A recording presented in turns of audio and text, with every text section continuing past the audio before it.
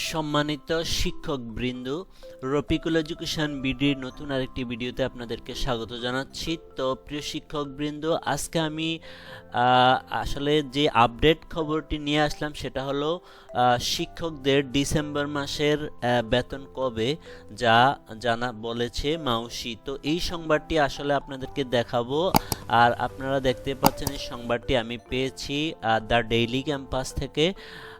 তো পুরো সংবাদটি দেখাবো, আমি পড়ে শোনাবো পুরো সংবাদটি।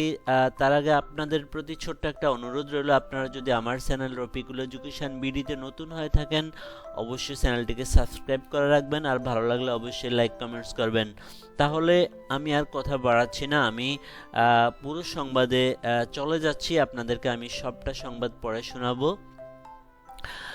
বেসরকারি স্কুল কলেজে কর্মরত এমপিওভুক্ত 4.5 লাখের বেশি শিক্ষক কর্মচারীর ডিসেম্বর 2025 মাসের বেতনের প্রস্তাব শিক্ষা মন্ত্রণালয়ে পাঠানো হয়েছে। শিক্ষক কর্মচারীরা আগামী 8 জানুয়ারি অথবা 11 জানুয়ারির পর তাদের বেতন ভাতা পেতে পারেন। মানে 8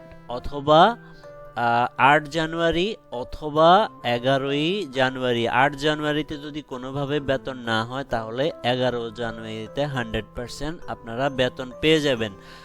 যতটুকু আমি জানতে পেরেছি আপনাদেরকে ততটুকুই আমি জানাচ্ছি।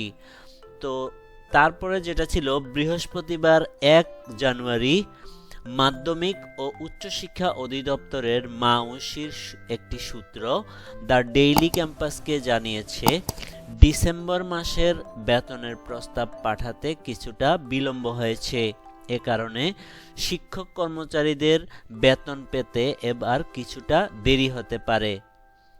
তবে মন্ত্রণালয় যদি দ্রুত সময়ের মধ্যে সবকিছু অনুমোদন দিয়ে দেয় তাহলে আগামী 8 জানুয়ারির মধ্যে তারা বেতন ভাতা পেতে পারেন।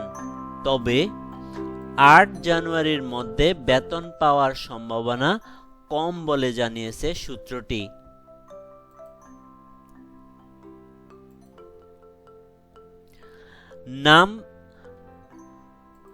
নাম অপ্রকাশিত রাখার শর্তে মাউসির এক কর্মকর্তা বলেন, 4.5 লাখের বেশি শিক্ষক কর্মচারীর ডিসেম্বর মাসের বেতনের প্রস্তাব পাঠানো হয়েছে। আগামী সপ্তাহে বেতনের প্রক্রিয়া সম্পন্ন করা কঠিন। শিক্ষকরা ডিসেম্বর মাসের বেতন আগামী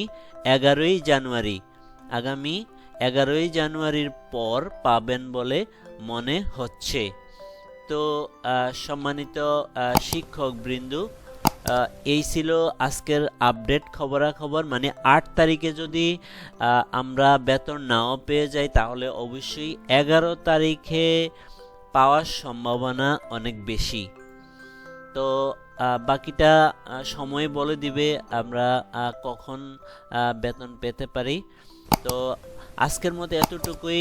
আরও যদি কোনো আপডেট খবরাখবর পেয়ে যায় অবশ্যই আপনাদেরকে আমি জানিয়ে দিব। যারা আমার চ্যানেলটা সাবস্ক্রাইব করেন না তারা অবশ্যই চ্যানেলটিকে সাবস্ক্রাইব করে রাখবেন, আর ভালো লাগলে অবশ্যই লাইক কমেন্টস করবেন। তো আজকের মতো এতটুকুই। সবার সুস্বাস্থ্য ও দীর্ঘায়ু কামনা করে এখানে শেষ করছি। সবাই ভালো থাকবেন। আল্লাহ হাফেজ।